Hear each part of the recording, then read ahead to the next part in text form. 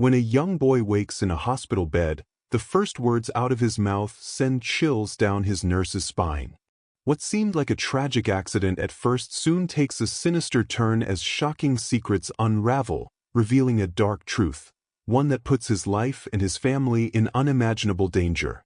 This is a story of betrayal, resilience, and the relentless fight for justice. Before we dive in, let us know where you're watching from, and if you believe the truth should always come to light, be sure to like and subscribe for more. Ted Parker blinked hard against the harsh fluorescent lights that glared down at him from the ceiling. The room smelled faintly of antiseptic and gauze, an aroma that reminded him of every terrifying hospital visit he'd ever endured, though in truth, he couldn't recall too many of them. A stabbing pain flared at the base of his skull when he tried to move. Groggy and disoriented, he lifted a shaky hand to rub at his temples. His fingertips brushed the edges of a bandage running across the side of his head, sending another throb of pain through him. Yet, it was nothing compared to the deeper dread coiling in his gut, a sense that something was terribly wrong, though he couldn't articulate it yet. A nurse with tired yet watchful eyes appeared at his bedside. Her uniform was a subdued lilac, and she wore sensible white shoes that squeaked against the hospital floor. She hesitated, then offered him a small smile as if trying to reassure him. "It's good to see you awake," she said. "You've been through quite an ordeal." Ted stared at her, struggling to find his voice. For a moment, the dryness of his throat prevented any sound from coming out. Memories flickered in his mind, standing at the top of the staircase in his home, the swirl of the carpet below, and then a pair of hands. He remembered a jolt, a surge of terror. Had he tripped, or had he been pushed? Suddenly, all the lines in his memory blurred together into a nightmare he couldn't quite unlock. He swallowed, forcing some moisture into his mouth. It wasn't an accident, he managed, each word scraping his raw throat. The whisper was hardly audible, but the nurse leaned in, catching it.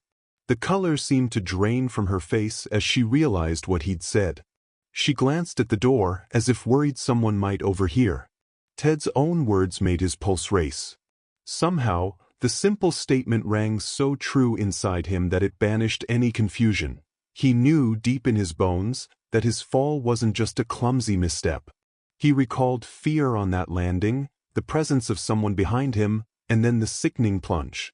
But the memory was still hazy, half veiled by the trauma of the fall and the days spent unconscious. It was like trying to gather pieces of a shattered mirror in dim light, each fragment reflecting a separate sliver of what had happened. He stared up at the nurse. "How long was I out?" She glanced at the chart in her hands. "About 3 days," she replied softly. "You came in with a pretty serious head injury, multiple bruises, and a few fractures. The doctors put you in a medically induced coma at first to manage swelling around your brain. You're lucky to be alive." Ted swallowed hard, that sense of dread intensifying. What if whoever had caused his fall, if indeed someone had pushed him, planned something worse? He managed a faint nod and sank back into the pillows. His entire body felt like lead. Every muscle seemed to protest, as if punishing him for trying to move. Moments later, a doctor entered with a brisk stride, introducing himself as Dr. Keller. He flipped through Ted's chart and performed a quick examination of Ted's responses, checking the dilation of his pupils, testing reflexes, verifying if Ted felt sensation in his limbs. Ted cooperated mechanically, though his mind was elsewhere, swirling with anxious questions. Where were his parents? Why weren't they here at his side? He tried to voice that question, but every time he opened his mouth, he hesitated, worried that the answer might confirm the crawling sense of danger inside him. Dr. Keller asked a few standard post-coma questions. "What is your name? Do you know what year it is?"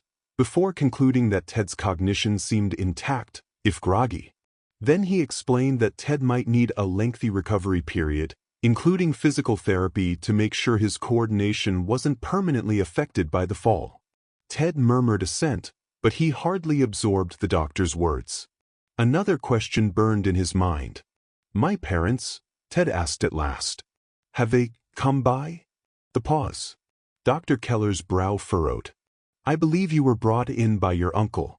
Is he not your primary caretaker for the moment? Ted's lips parted in shock. Uncle Chris brought me here? Yes, Dr. Keller said. He visited on the first day, though he had to leave fairly soon. I'm not sure if he's been back, but he did request regular updates. The mention of Chris's name ignited a conflicting swirl of emotions in Ted. His parents had often invited Chris to family dinners, to gatherings at the estate, but Ted had never felt comfortable around him. Chris would fix him with a peculiar stare, smiling with his lips but not his eyes, and ask questions that always felt invasive. Ted could never pinpoint exactly why Chris unnerved him so much, but the memory now reared up with more menace than ever. If someone pushed him and it was Chris. He clenched his fists, swallowing the lump in his throat. Why would Chris bring him to the hospital if he'd been the one who shoved him? Perhaps to maintain a facade, or perhaps to ensure the doctors believed it was an accident. After all, that's likely how it had been reported. The official story. A dreadful possibility coalesced. Chris might be controlling the entire narrative, from how Ted's injuries were explained to why his parents were nowhere to be found. The nurse lingered, seeming reluctant to leave Ted's side. Eventually, she said, "If you need anything at all, just press the call button. We're all here to help you recover." Then she slipped away, taking with her the faint sense of comfort her presence provided. Ted closed his eyes, trying to conjure a clear recollection of the fall. He saw the corridor leading to the staircase, the frames of ancestral portraits on the walls, the plush runner on the steps. He'd been upset about something to do with Chris, or maybe about the argument regarding the estate. Then an abrupt shift in pressure, a terrifying sensation of being propelled forward. The memory dissipated before he could seize it, leaving only a residual surge of nausea. He drifted in and out of restless dozing over the next several hours. The hushed clamor of the hospital in the background, intercom calls for various doctors, nurses wheeling carts, the squeak of rubber-soled shoes, formed a dull, anxious lullaby. Each time he surfaced from the haze, he wished, desperately, that his parents would appear in the doorway, bringing the reassuring smells of home. But each time he opened his eyes, he found only the blank walls and the occasional nurse in lilac or teal scrubs. On the morning of his second day awake, an older man in a slightly rumpled suit stepped quietly into his room. Ted, half sitting up and picking at the bland hospital breakfast, sensed the man's presence before he spoke. Something about him radiated quiet confidence, from the way he carried himself to the observant glint in his eyes. "Hi," the man said softly, approaching the bed. "You must be Ted Parker." "Yes," Ted croaked. He set aside the plastic fork and studied the visitor. "Who are you?" "Detective Thomas Stevenson," he replied, extracting a small ID folder from his jacket pocket. "I'm with the local precinct, but let's say I'm here unofficially for now." Ted blinked, unsure how to react. "Unofficially? Why?" Thomas pulled a chair closer, giving Ted enough personal space. "Because I heard about your case under unusual circumstances. There were discrepancies in the police report regarding your fall. I've looked into it and, well, there's more missing than answers. I'm here because something tells me your accident wasn't just an accident." A shiver ran through Ted's body. He inhaled slowly, forcing himself to remain calm. "You think so too?" he asked, voice trembling. "I know it wasn't an accident.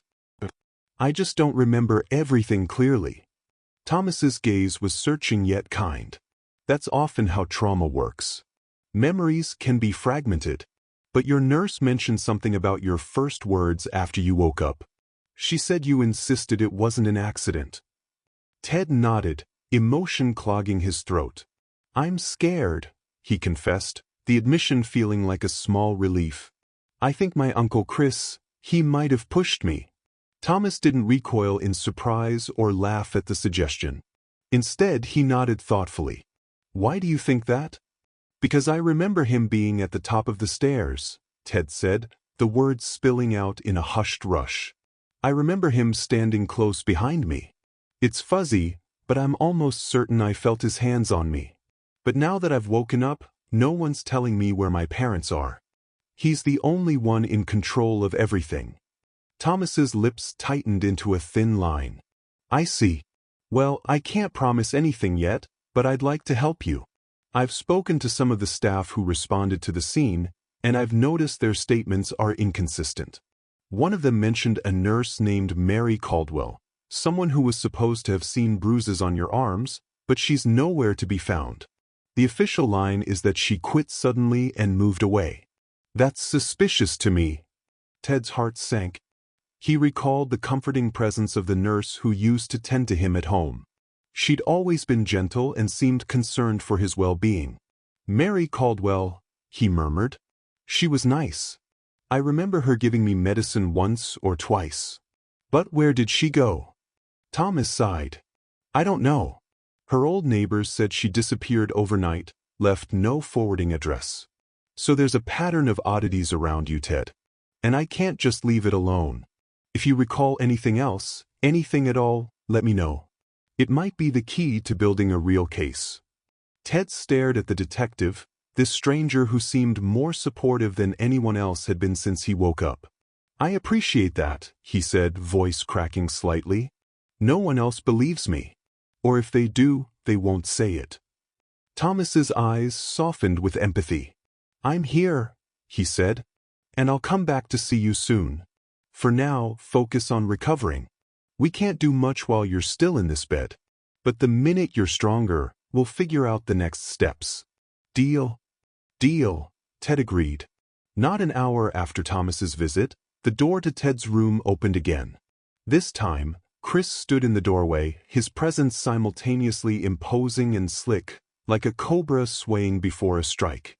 He wore a tailored suit, dark hair combed neatly back, and an expression of carefully measured concern on his features. Ted, Chris said in a low, subdued tone, it's good to see you awake. Ted's pulse jumped, and he had to fight to keep his composure. Chris stepped closer to the bed, a practiced smile on his face. Every movement seemed calculated, the way he tucked his hands into his pockets, the tilt of his head as he scrutinized Ted's condition, the subtle way he glanced around to see if anyone else was in the room. Ted half expected him to address the detective's recent visit, but Chris said nothing about it. Ted cleared his throat. Where are Mom and Dad? He asked, heart pounding. Why haven't they come? Chris's smile flickered. They're away on business, he said, a tad too quickly. It was unexpected. They had to handle some urgent issues with overseas accounts.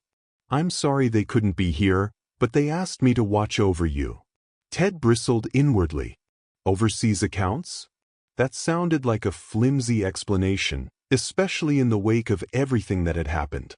They didn't call or leave a note for me. I've been unconscious for days.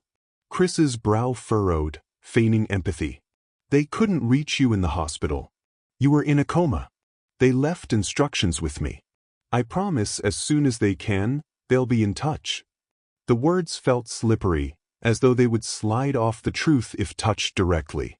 Ted inhaled shakily, summoning enough courage to press him. I remember being on the stairs, he said slowly, watching Chris's reaction. You were there. Something happened. Chris's entire face tightened for just a fraction of a second, and then the mask of concern slipped back into place. It was an accident, Ted. You slipped. Perhaps the shock of it is making you imagine things. Ted clenched his fists beneath the sheets. I'm not imagining. Chris exhaled, letting a trace of exasperation slip into his voice. Look, let's not argue. You need to focus on healing. The doctors say you'll need physical therapy, possibly more time here for observation. I'm arranging everything. You'll have the best care. The family estate can cover all of it. Ted's eyes narrowed. The mention of the estate. That was likely the key, wasn't it? Chris had always eyed the estate with an interest that went beyond mere fondness for his siblings' family. He'd asked pointed questions at dinners, inquired about the legal structure of the family trust, the inheritance plan, the insurance policies. Ted had never understood or cared about finances, but now, it seemed all too relevant. Chris settled into a calm stance, as though daring Ted to challenge him further. But Ted felt the weight of his own weakness. He was in a hospital gown, and 4 drip attached to his arm, and his body still throbbed with every small movement. Though the detective believed him, there was no immediate rescue from this predicament. Chris, apparently, still had legal authority in Ted's parents' absence. With that authority, he could manipulate nearly every aspect of Ted's life. Before Chris left, he said, "Once you're feeling better, I'll bring you back home. But until then, rest and don't worry about anything. I'll handle it." The way he spoke the word anything made Ted's stomach churn. He forced a nod, not trusting himself to speak. In truth, he feared that if he said too much, Chris might take further measures to ensure that Ted never regained enough strength or clarity to fight back. After Chris departed, Ted stared at the ceiling, grappling with a potent mix of anger and fear. He had to find a way to prove what had happened. The more he lay there, the more determined he became. It wouldn't end with him simply being bullied or threatened into silence. If Chris thought Ted was too weak or too frightened to act, that was an advantage in Ted's favor. He would gather his strength, hold on to his memories, and somehow get to the bottom of this. That evening, Detective Thomas Stevenson returned, this time stepping in more quietly, as if mindful of the watchful eyes that might be on the ward. Ted had barely touched his dinner, hospital meatloaf and watery mashed potatoes, but he perked up the moment he saw the detective. "Thomas," Ted whispered, anxious. "My uncle was here." Thomas moved closer, an undertone of urgency in his voice. "I saw him in the hallway. He gave me a look that could kill. Something tells me he's not happy about my interest in your case." Ted exhaled slowly. "He insists my parents are just away on business. That's not like them. They wouldn't vanish for days without telling me. And they definitely wouldn't leave me alone if I were in a coma." Thomas nodded. "I've started checking flight records to see if your parents traveled anywhere recently. So far, I haven't found anything that matches the timeline Chris is claiming. No flights under their names. No private jets chartered in or out of the local airport. It's possible they used aliases or left from another city, but it's all very suspicious. I also tried calling their cell phones, both went straight to voicemail." Ted's pulse quickened. "So he's lying." "I knew it." "Likely. But proving it is trickier than suspecting it. We need something more concrete. If we can't locate your parents, we need evidence that Chris orchestrated all this. Your memory of being pushed is a start, but the DA would want corroboration.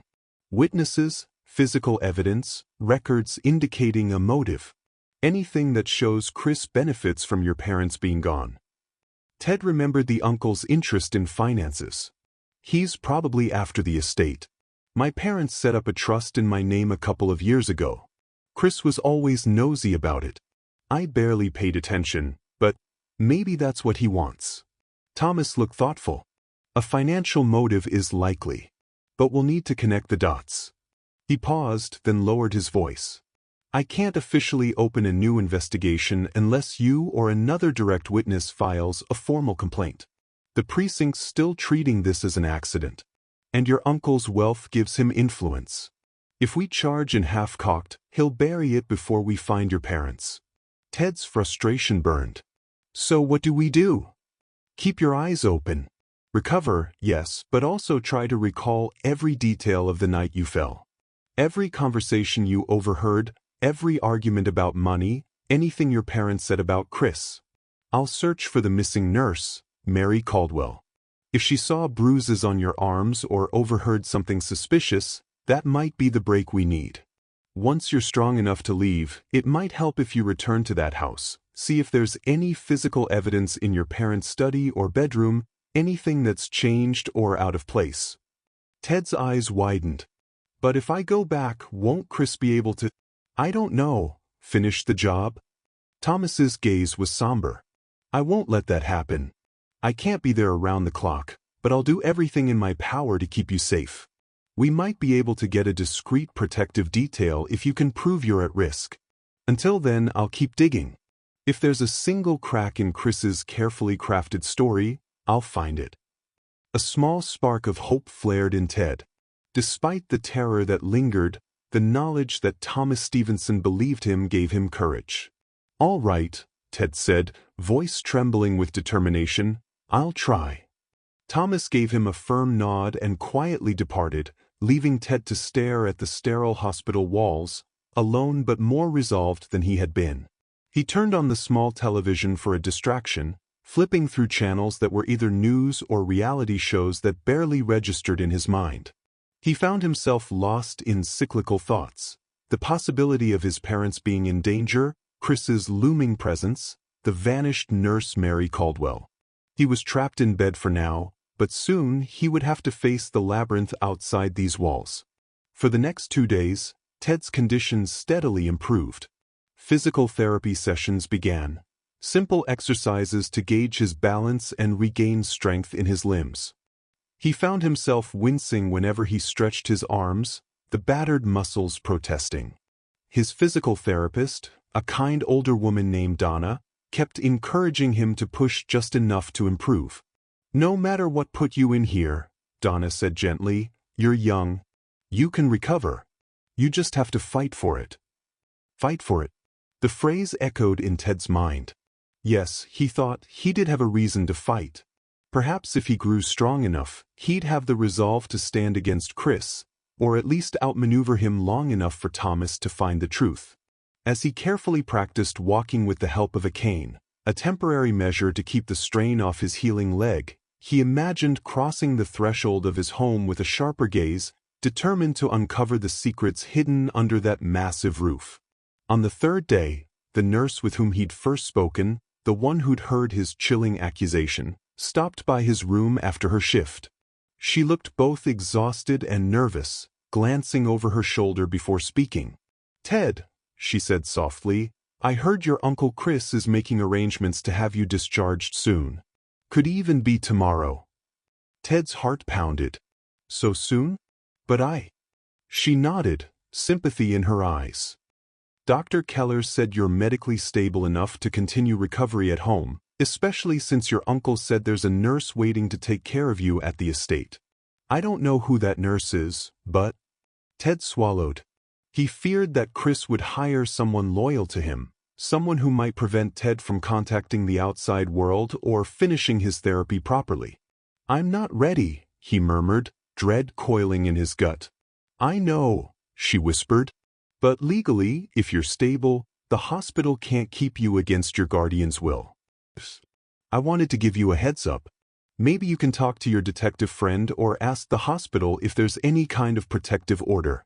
But I'm not sure how these things work. I'm just a nurse."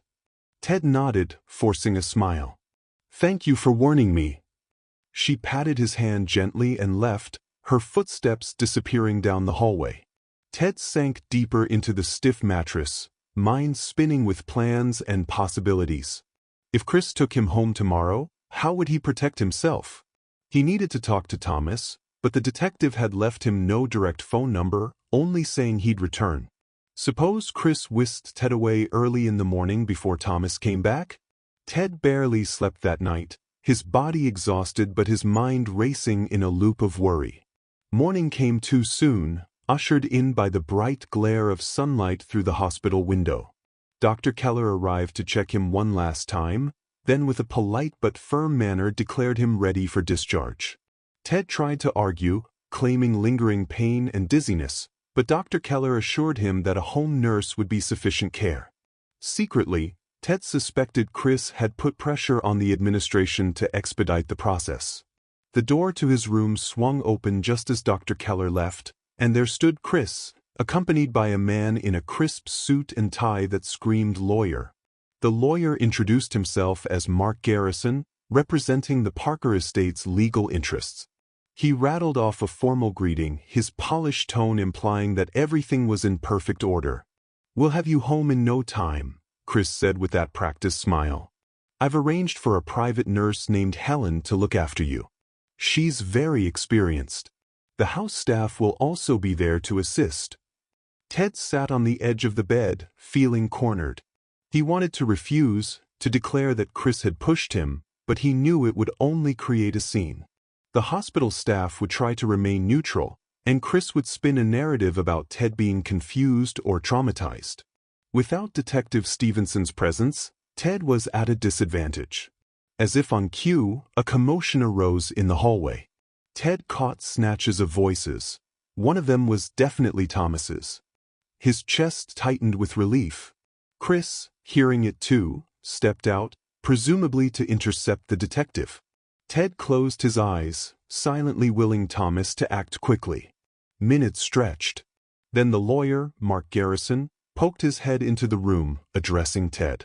"Detective Stevenson is here," Mark said carefully, "but Mr. Parker believes it's best you come along quietly and continue the discussion at home. We have to finalize discharge paperwork." Ted's heart sank. He doubted the hospital staff would forcibly keep Chris from taking him.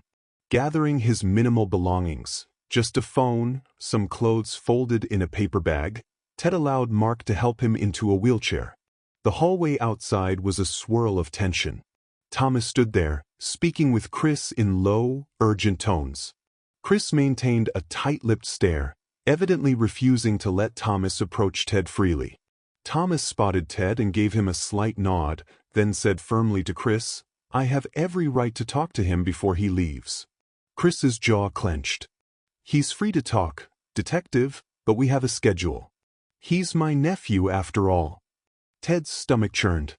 He opened his mouth, wanting to call out to Thomas, but a heavy sense of dread kept him silent. With the lawyer and Chris flanking him, he felt pinned. Thomas took a step closer, lowering his voice so only Ted could hear. "Ted, if you need help, say so. Now." Ted's eyes flicked to Chris, who glared, and Mark, who wore a neutral expression but had a firm grip on the wheelchair handles. Ted felt the weight of the moment. If he cried out that he was in danger, would it even help? Or would Chris find a way to retaliate later? Terror mixed with a memory that if Thomas didn't have enough evidence, Chris might succeed in painting Ted as delusional. Thomas waited, tension evident in the line of his shoulders. Ted swallowed his fear and mustered a small, pleading look as if to say, "Don't abandon me." But he remained silent, unable to form the words to accuse Chris in this public space. He wished he had the courage to do it, but he felt paralyzed by uncertainty and the knowledge that everything hinged on intangible memories. Chris pulled out a discharge document, thrusting it toward Thomas as if to show the detective that everything was in perfect order. "He's coming home with me to recuperate. If you have questions, you can contact Mr. Garrison. Or you can speak with us at the estate by appointment." Thomas's eyes flicked from the papers to Ted.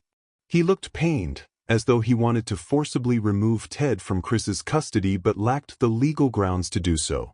Slowly he backed off. "I'll be in touch very soon," he said, his voice carrying a promise. Then he gave Ted a final, meaningful glance, as though urging him to hang on. Ted said nothing, throat tight. He felt like he was being wheeled away to a place he might never return from.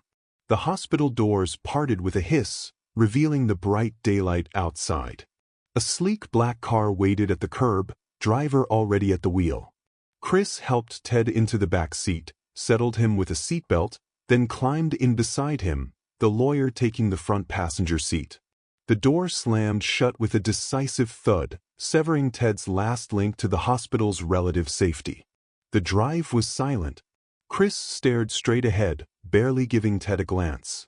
Mark was busy tapping on a tablet, occasionally making polite conversation about Ted's medical bills and insurance coverage, but no one seemed genuinely concerned about Ted's well-being.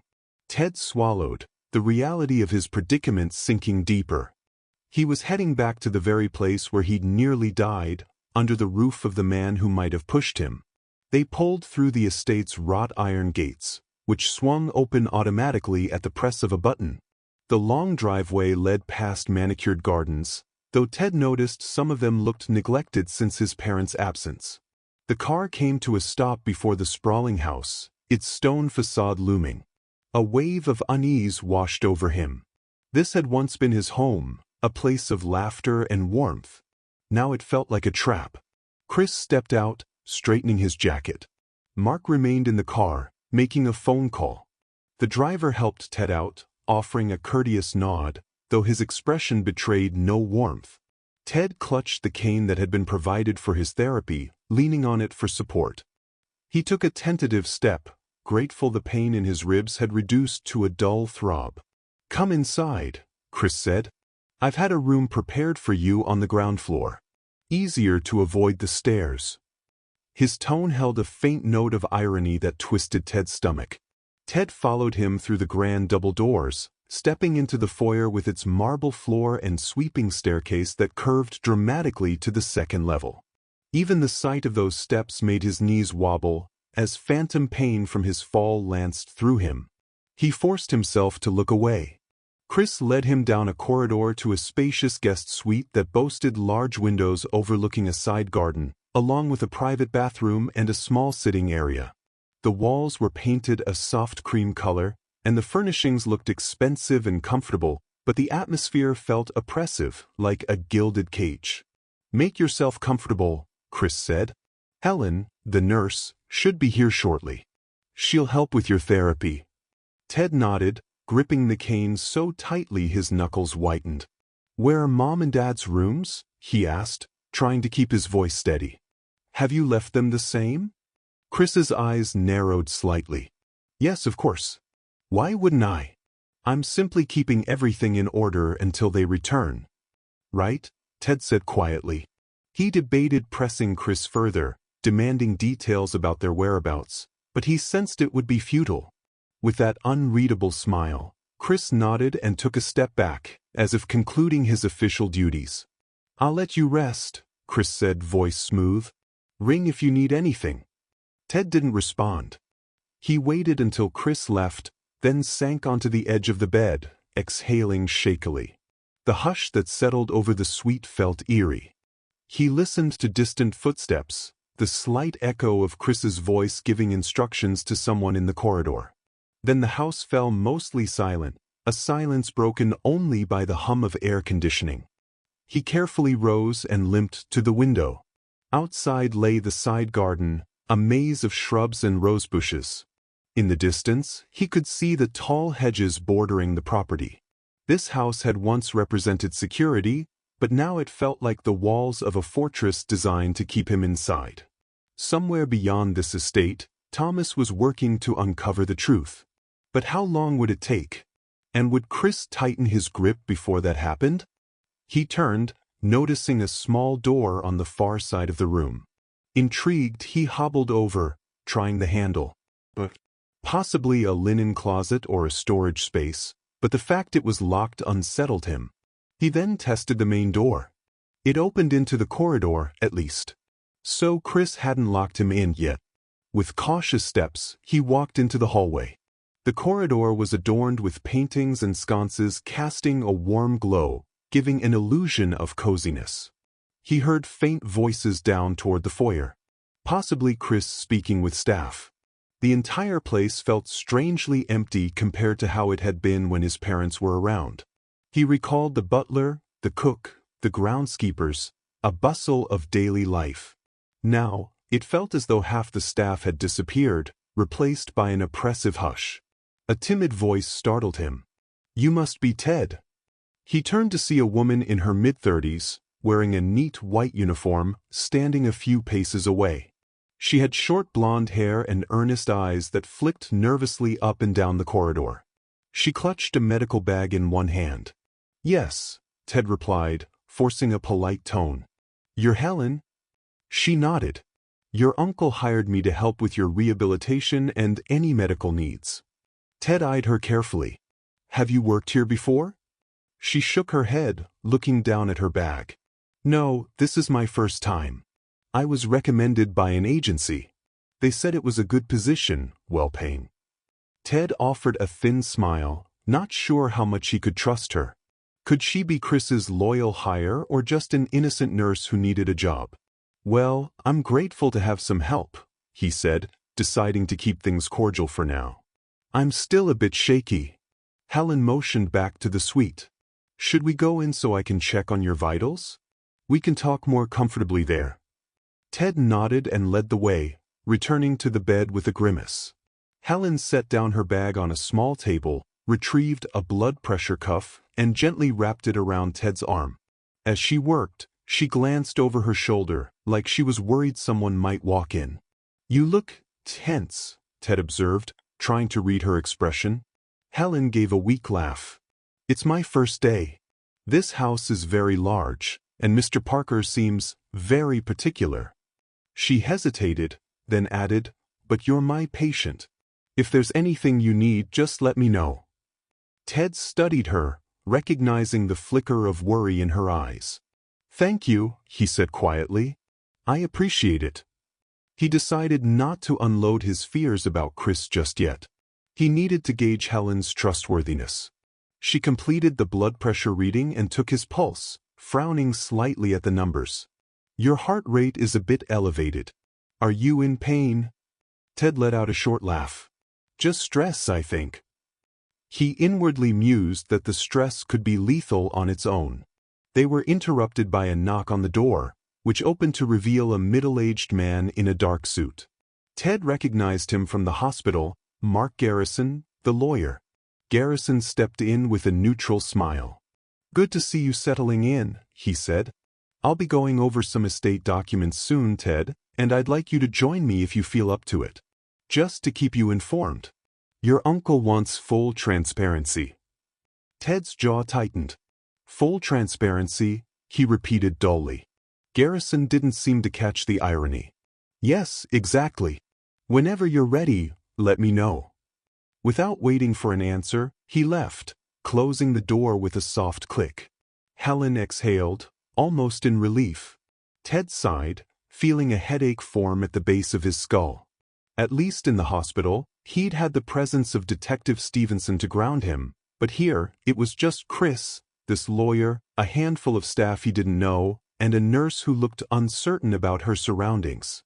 Helen finished her initial checkup, advising him to rest but also do gentle stretches. I'll be around, she said. Just ring the bell if you need me. Ted thanked her, and she left, leaving him alone in the suite. Once again, the hush descended, thick and suffocating.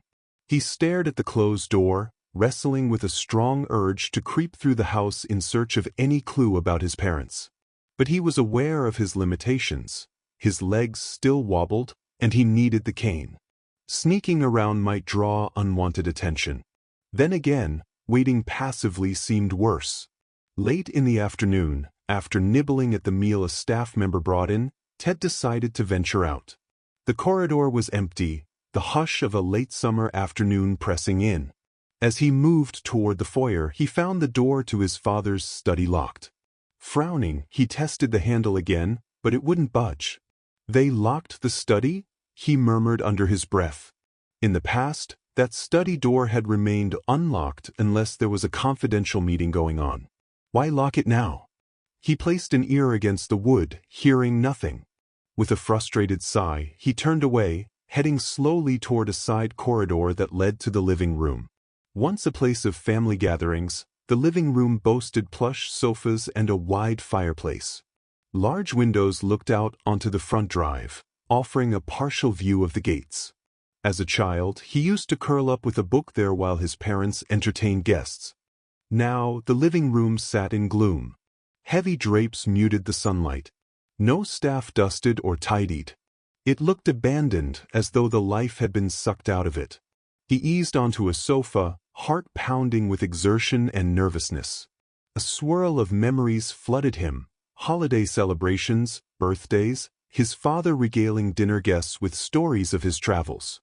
Where was that father now? And why wasn't he storming through the front doors, demanding an explanation for Ted's injuries? Ted pictured Chris confining them somewhere. Was that too dramatic?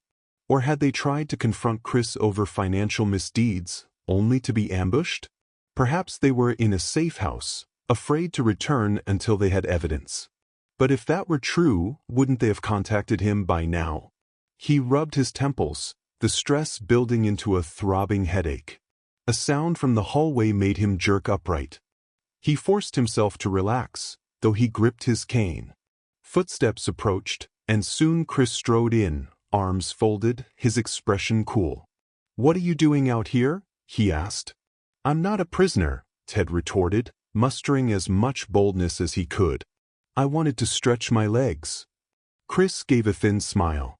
"Of course, this is your home. I was just worried about your health. You should be resting. Wandering around so soon might hamper your recovery." Ted noticed the way Chris avoided making outright demands, always hiding behind concern. "I'm fine," he said, carefully pushing to his feet. Chris's gaze raked over the living room, lingering on the closed drapes. "This place could use a little fresh air," he remarked, then pivoted back to Ted. "By the way, Mark wants to go over some paperwork with you. Just to confirm that the estate finances are in order. Since your parents are away, we need your signature on a few standard documents." Ted's stomach nodded. "Standard documents? Like what?" "Just routine," Chris assured him. "Bank statements, updates on the trust your parents set up for you. Boring stuff, but necessary." Ted forced a nod. If he refused to sign, Chris would probably find a way to coerce him. But if he signed blindly, Chris could slip in something that gave him even more control over the estate. "I'd like time to read everything," Ted said. "I won't sign anything without understanding it." A fleeting flicker of annoyance crossed Chris's face before he covered it with a mild grin. "Naturally," he said. "We can set aside an hour tomorrow, if you like." Ted wondered if Chris planned to keep him too exhausted or too medicated to look carefully at the documents. He resolved to stay alert and see if any of the paperwork hinted at his parents' fate. "That works," he said, keeping his voice calm. Chris nodded, stepping aside so Ted could exit the living room. He didn't offer to help Ted with the cane, as if wanting to see if Ted would stumble. Ted lifted his chin and walked out, ignoring the dull ache in his body. The corridor led back to his suite. Halfway there, they encountered Helen, who seemed to sense the tension in the air. "Is everything all right?" Helen asked politely, glancing from Ted to Chris. "Just fine," Chris said, his tone implying that the conversation was over. Ted was taking a walk. Now he should rest. Ted stayed silent, letting Chris walk away first. Only then did he exhale in relief. Helen offered him a sympathetic look. "Can I help you back to your room?" He nodded and she accompanied him. Once inside, she quietly shut the door. "I notice you're tense around your uncle," she said softly. Ted met her gaze. He weighed the risks, then decided to give her a cautious hint. "I'm not sure I trust him," he murmured. "He's been acting strangely since before I was hospitalized." Helen swallowed. "Has he threatened you?" Ted hesitated, recalling Chris's calm but terrifying presence. "Not in so many words. But I can't shake the feeling that he's hiding something about my parents' disappearance." Helen frowned. "Disappearance? He told me they were traveling. Overseas." "That's his story," Ted said, glancing at the closed door. "I don't believe it." Helen's eyes flickered with uncertainty. She was a new hire, stuck in the middle of a situation she probably never expected. "I'm just here to do my job," she whispered. "But if you truly feel unsafe, maybe you should tell someone." "I did," Ted replied, allowing a note of desperation to creep in. "A detective named Thomas Stevenson. But I don't know when he'll be able to help. Chris has security at the gates, and I'm basically stuck inside this estate. If you ever see or hear something suspicious, please let me know. It could be important." Helen looked scared, but after a moment, she nodded. "All right," she whispered. "I promise." Ted felt a rush of gratitude. It wasn't exactly a victory, but it was a small comfort to know he might not be utterly alone here. Helen helped him ease onto the bed, then checked his vital signs again before leaving to fetch some water. When she was gone, Ted closed his eyes, exhaustion weighing on him. Though he'd done little more than walk around, the stress sapped his energy. As evening descended, the estate grew quieter. A staff member delivered dinner to his room, a service that used to be reserved for special occasions or times when he was sick. Now it felt like house arrest. After forcing down a few bites of pasta, Ted flicked off the lamp and lay in the dim light, the long curtains drawn over the windows. The hush outside was occasionally broken by the chirp of crickets or the distant hum of a car passing on the road beyond the gates. He tried to recall more details of the night he fell. With grim determination, he closed his eyes and conjured the image of the staircase, the banisters' gleaming wood, and the carpeting on each step. He felt again the presence behind him, sensed the anger in the air. A voice. Chris's voice, speaking words Ted couldn't quite reconstruct. Then the lurch, the push, the sickening sensation of his feet leaving the top step. He saw the banister's polished edge slip from his grasp, felt the jarring impact of the steps, one after another, until everything went black. He jerked awake with a ragged gasp, realizing he'd dozed off into a nightmare. A light sweat filmed his brow. The room was silent, illuminated only by a thin shaft of moonlight. He stared at the high ceiling, his thoughts spinning. He wanted to call Thomas, but he had no direct number for the detective. The phone in his suite was an extension line that likely went through the main switchboard, which Chris or his staff could monitor. Using his personal cell was an option, but he worried about the estate's Wi-Fi or phone records. Chris might keep tabs on that too. Eventually, he drifted off into a fitful sleep, plagued by anxious dreams. Morning arrived with a pale sky, and Ted found himself awakened by a soft knock on the door. Helen entered, carrying a tray with breakfast, scrambled eggs, toast, juice, and an apologetic smile. "I thought you might prefer to eat in your room again," she said. Ted nodded, rubbing his eyes. "Thanks." She set the tray on a small table near the window, then hesitated. "Mr. Garrison asked me to remind you that he wants to meet about those documents soon." Ted grimaced. "Already?" She nodded, sympathy in her eyes. "He said in about an hour." "Okay," Ted murmured, his appetite suddenly disappearing. He forced himself to eat anyway, aware he needed the nutrition if he wanted to keep his strength up. Once he finished, Helen helped him wash up and get dressed in comfortable clothes that didn't restrict his healing bruises. He looked at himself in the mirror, noticing the pallor in his cheeks and the dark circles under his eyes. He still had a faint bandage near his hairline. The injuries might take weeks to fully heal, but the deeper wounds, the terror, the betrayal, felt like they'd never leave. Shortly after, a quiet knock signaled Mark Garrison's arrival. Ted opened the door to see the lawyer standing there with a leather-bound folder in hand. "Good morning," Mark said, stepping in with a polite smile. "Shall we go over the paperwork in your sitting area?" Ted nodded reluctantly, leading him to the corner of the suite where two plush chairs faced each other around a small table. Garrison took one seat, Ted took the other, Kane resting against his chair. Mark opened the folder, revealing several typed documents. "These are updates on the Parker estate's finances," he explained. "Your uncle and I just want to ensure you're informed about any recent changes." Ted scanned the top page. He saw lines of numbers, references to bank accounts. At first glance, it all seemed standard, but as he flipped through, certain large withdrawals or transfers caught his eye. "These amounts," he said, pointing. "They're huge. Where's the money going?" Garrison coughed gently. "Various investments and legal fees associated with the estate. Some of it covers private security contracts, some covers overseas account adjustments. It's all quite routine in large family holdings." Ted frowned. Something felt off about the pattern of transfers, but he wasn't financially savvy enough to parse it fully. He flipped another page. "My parents typically handled these decisions together.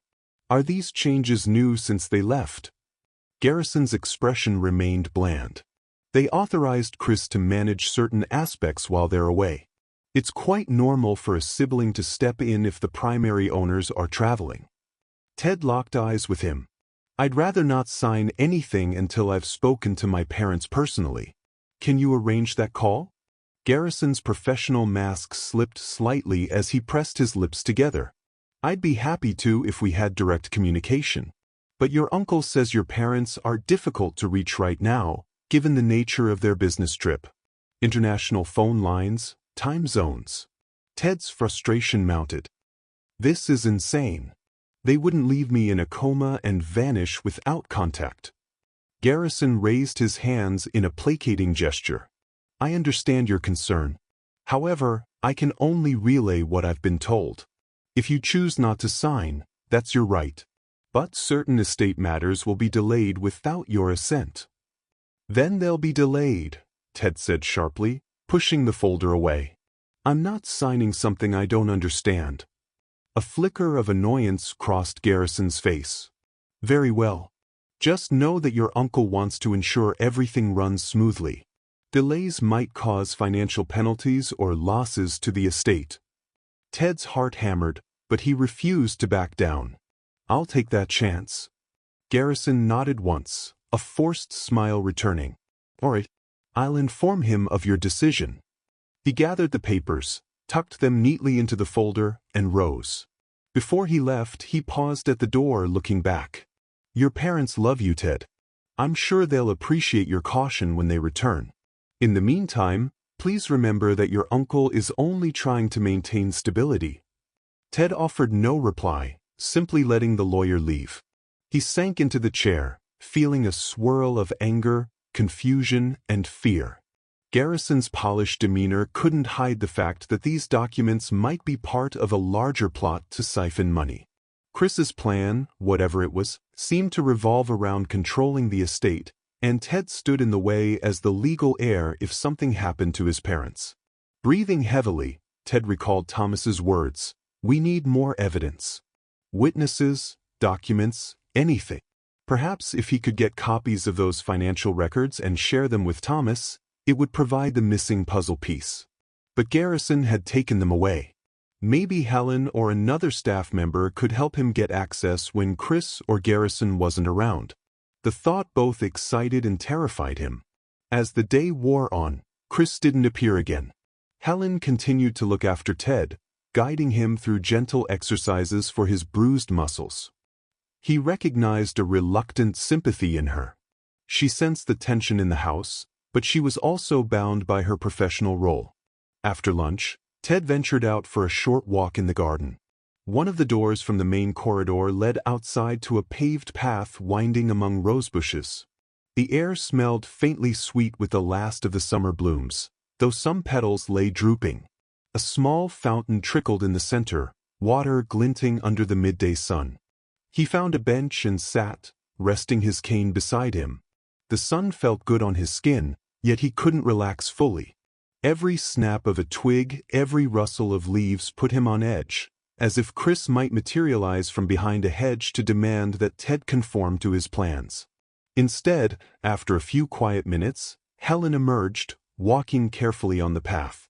She spotted him and seemed hesitant, but he gestured for her to come closer. "Enjoying the weather?" she asked softly. "Trying to," Ted replied. "I've been cooped up too long." She sat beside him, adjusting her uniform skirt. "I know you probably miss your parents." Ted nodded, swallowing the lump in his throat. "They wouldn't leave me like this. I don't care what Chris says." Helen glanced around to ensure no one was listening. "What do you think happened?" Ted took a moment to decide how much to confide. "I think Chris did something to them, or forced them into hiding. Or maybe he's holding them somewhere. I don't know. But I do know they wouldn't willingly vanish without contacting me." Helen looked troubled. "That's a serious accusation."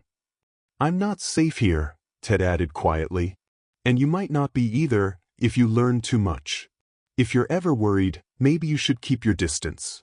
Helen shook her head, fear flickering in her eyes. "I need this job," she said, voice low. "But I also can't pretend I don't see the tension." Ted stared at the fountain's rippling surface. "If you see anything suspicious, documents, phone calls, please let me know. This might sound dramatic, but it's my only chance to find out what happened to my parents." Helen nodded, swallowing. "I'll try to keep my eyes open. And you You be careful too." With that unspoken alliance between them, Helen rose and walked back toward the house. Ted lingered a while, letting the warm sun wash over him, as if trying to soak up courage from its rays. Then he returned indoors, his body already fatigued. He spent the rest of the afternoon resting, half expecting Chris to show up in anger about the unsigned papers, but the suite door stayed closed except for brief nurse check-ins. After dinner, as dusk settled over the estate, Ted felt a restless urge to explore more. He waited until the corridor outside his suite quieted. Then he ventured out, cane in hand, heading toward his parents' rooms on the second floor. Each step up the staircase made him clench his jaw in tension, memories swirling of his violent fall. He forced himself to ascend, one step at a time, ignoring the pounding in his chest. The second-floor corridor was lined with family portraits. Ted paused before one that showed him as a toddler, perched on his father's knee while his mother beamed beside them. His gaze slid to the background, where Chris hovered off to one side, smiling faintly. Even then, something about his eyes seemed cold. Swallowing hard, Ted continued down the hallway to his parents' bedrooms. His mother's door was slightly ajar, while his father's door was closed. No sign of locks here. He pushed open his mother's door. The room smelled faintly of her perfume, a floral scent that triggered a pang of longing. Everything appeared in place, her vanity with neatly arranged hairbrushes, the bed with a soft duvet. No signs of a struggle, no note of farewell. He rummaged gently through a few drawers, feeling guilty for invading her privacy, yet desperate for clues. He found receipts for clothing, a half-finished journal entry about planning a dinner event, nothing referencing Chris or any danger. Moving to his father's room, he tried the door. Unlocked. Inside, the bed was neatly made, and the desk in the corner stood tidy. Ted approached the desk, opening the top drawer carefully. Just pens, papers, stationery. The second drawer held some scattered documents about a philanthropic event. Then he found a small locked box in the bottom drawer, too large to be a jewelry box, more like a secure container for important documents. He ran his fingers over the metal surface. There was a tiny keyhole. No key in sight. Frustration gnawed at him. He considered prying it open, but the noise might attract attention, and he lacked the proper tools. He searched the rest of the desk for a hidden key. Nothing. He scanned the room, noticing a possible place: the underside of a lamp, behind picture frames, inside a vase. No luck. Then, a faint sound in the corridor made him freeze. Footsteps? His heart hammered. If Chris found him rummaging around in his father's room, it would confirm any suspicions that Ted was actively searching for evidence.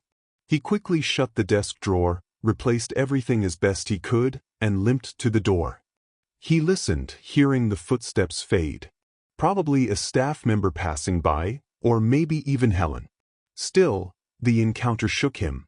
With a trembling breath, he eased out into the corridor, carefully making his way back to the stairs. Each step down made him realize how weak he still was.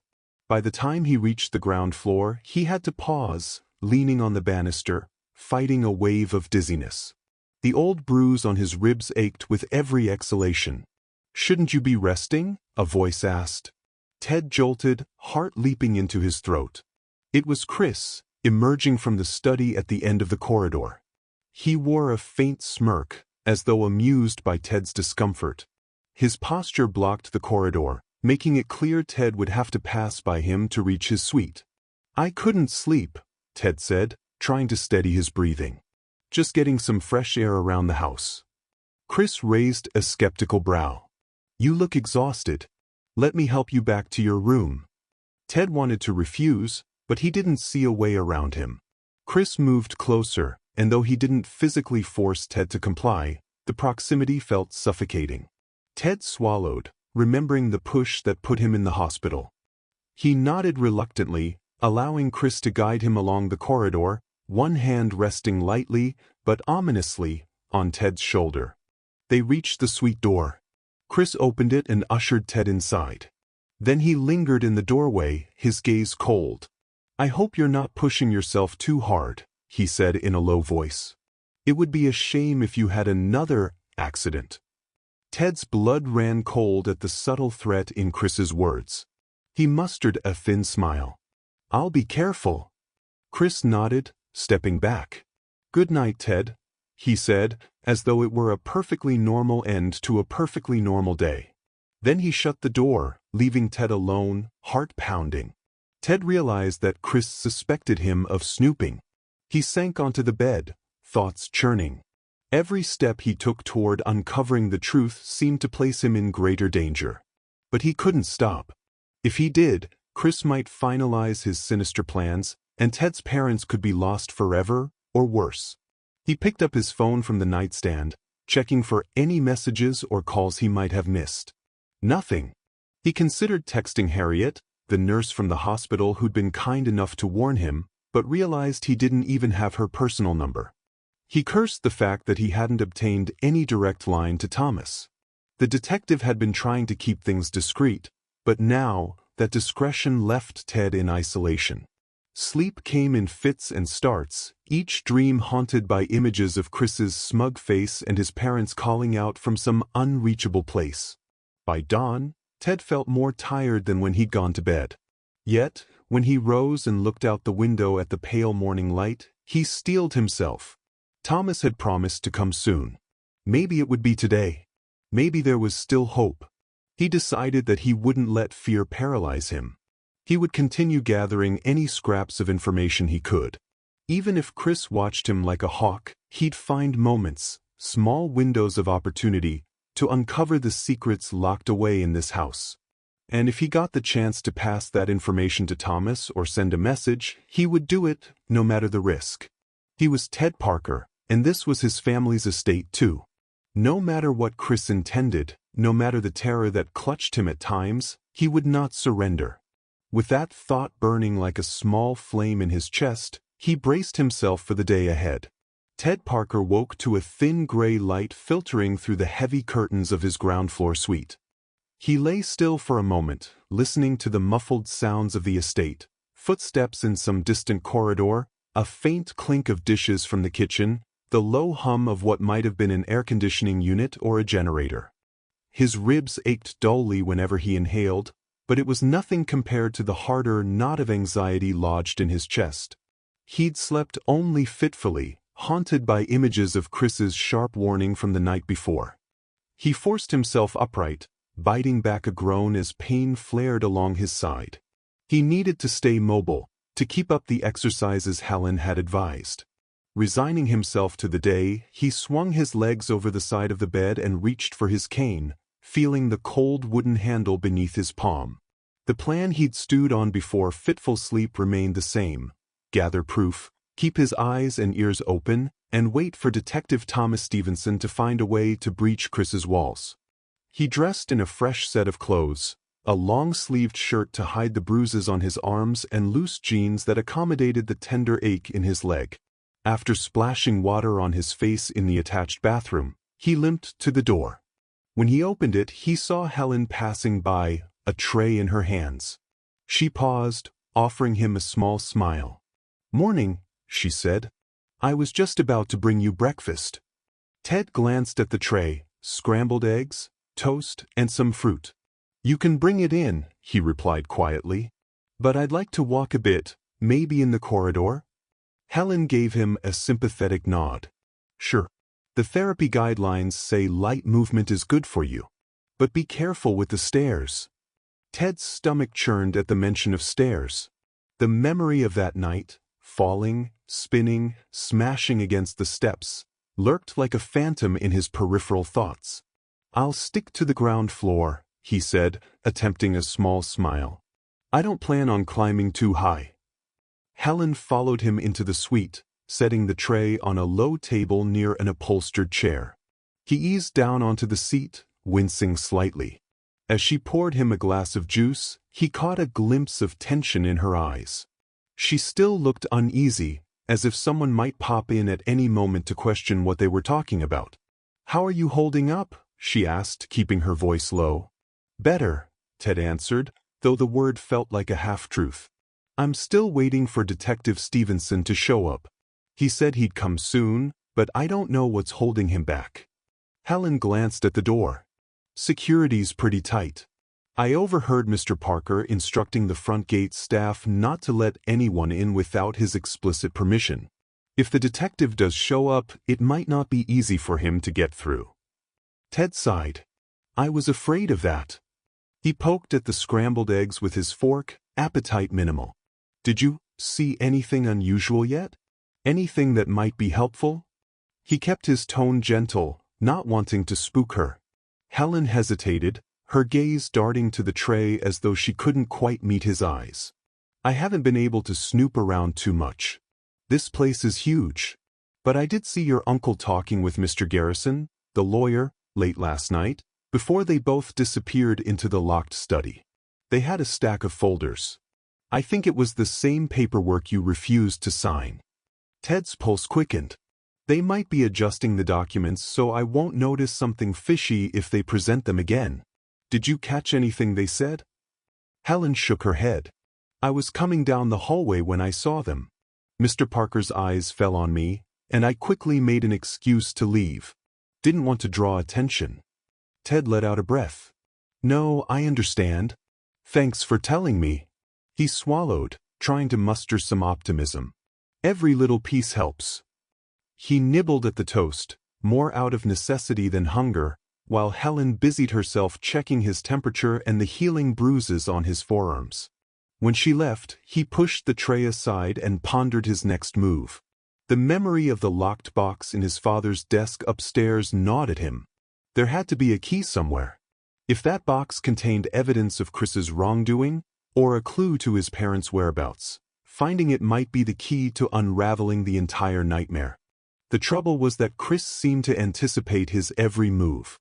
If Ted got caught in that locked study or searching the second floor again, Chris might not bother with veiled threats. The next accident could be fatal. He mulled over ways to bypass the locked doors. Perhaps there was a ring of keys somewhere. The staff might have spares for cleaning.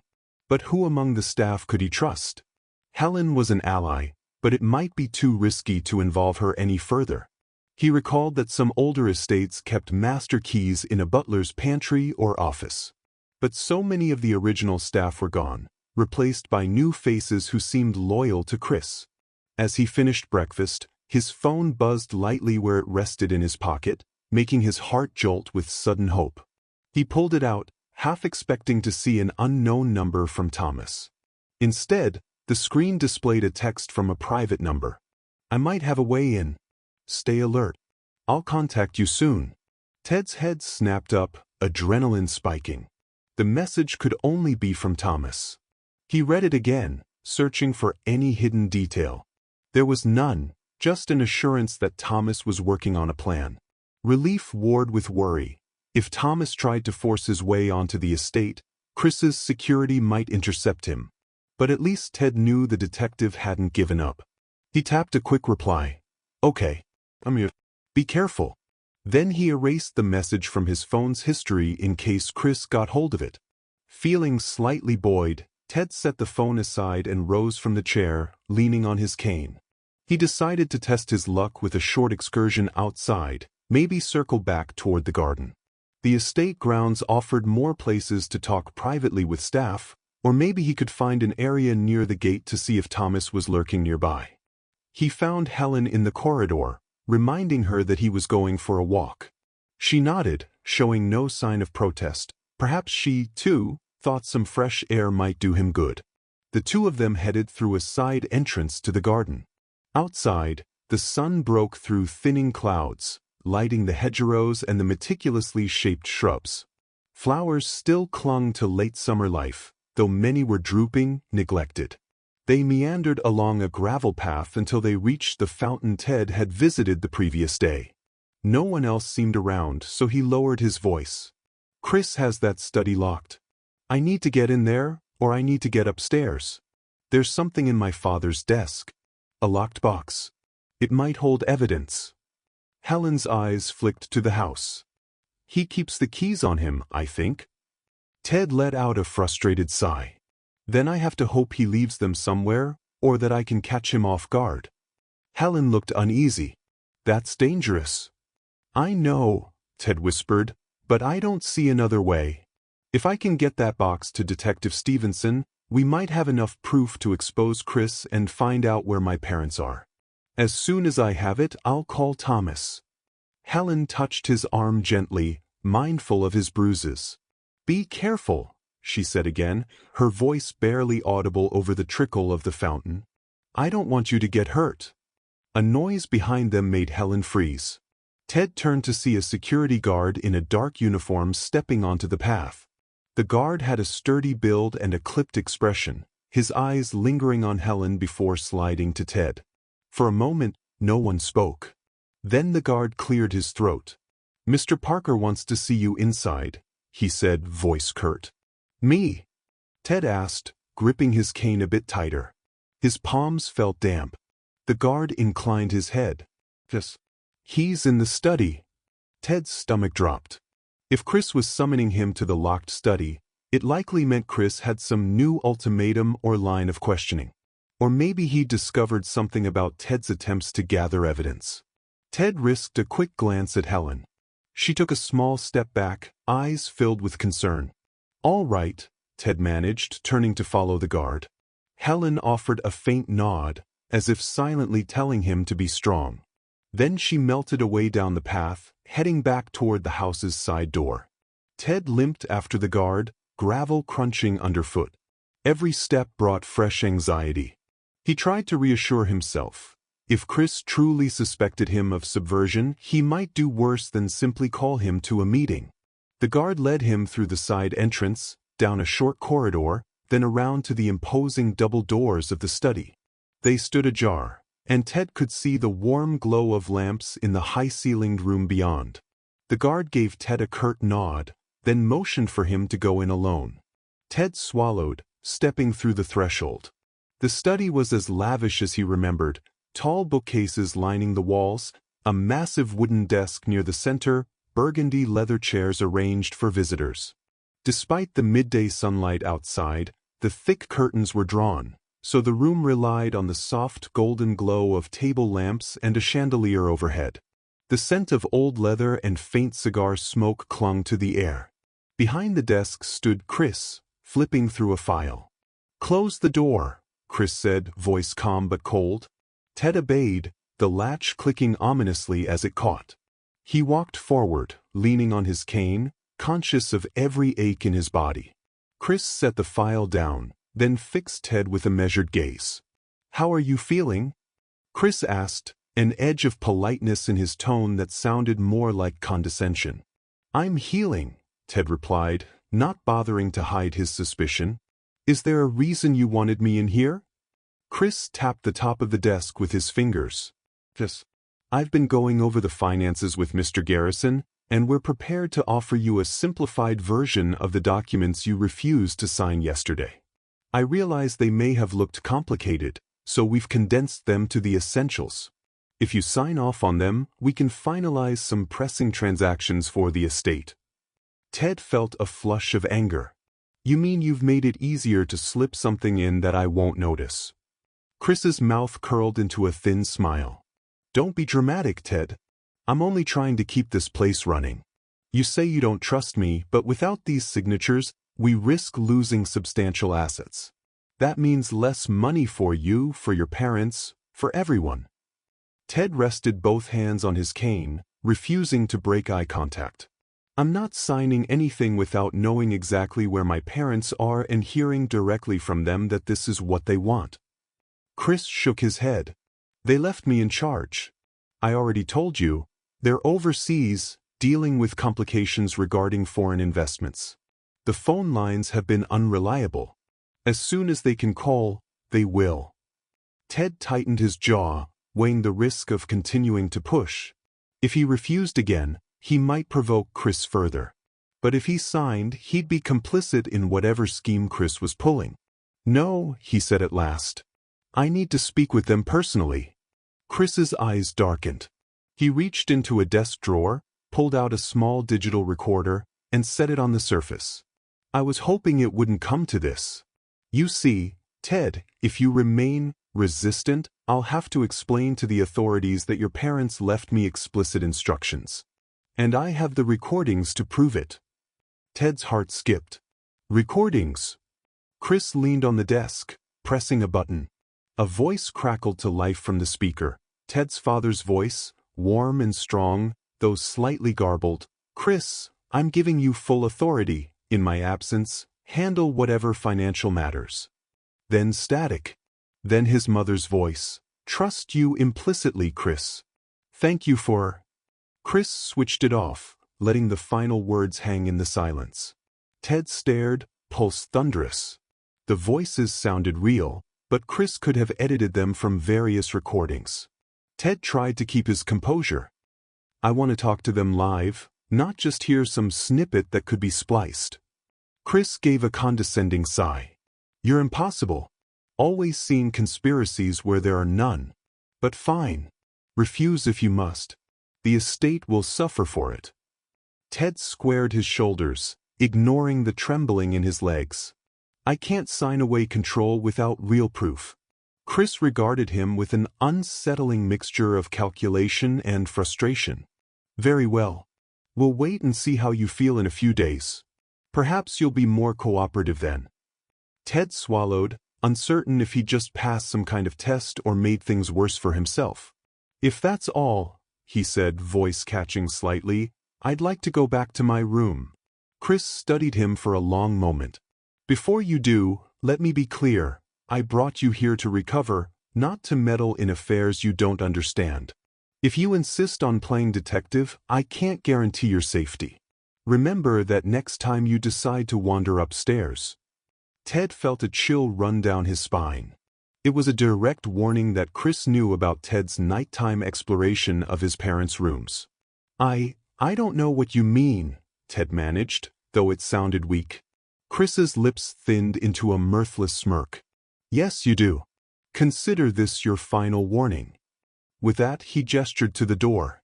Ted took it as a dismissal. He backed away, turning the knob and slipping out into the corridor. The security guard stood there, as if waiting, and began to escort Ted back toward the guest suite. Ted's heart pounded with every step, mind churning over Chris's threats. So Chris already suspected him. That meant the window for sneaking around was closing fast. He spent the rest of the day confined to his suite, under the watchful eye of the guard posted not far from his door. Helen came and went, bringing meals and checking his vitals, but she looked increasingly anxious. Once, when Ted began to speak to her in a low whisper, she shook her head imperceptibly, glancing at the door. Ted realized the guard might be listening. So he stayed silent, tension coiling in his chest. Night fell, and the corridor quieted.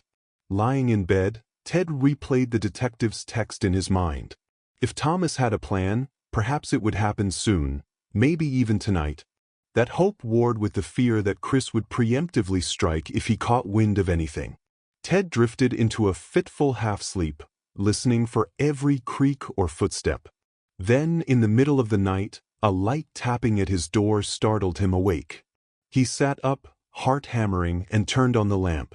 "Who is it?" he whispered, voice cracking with sleep.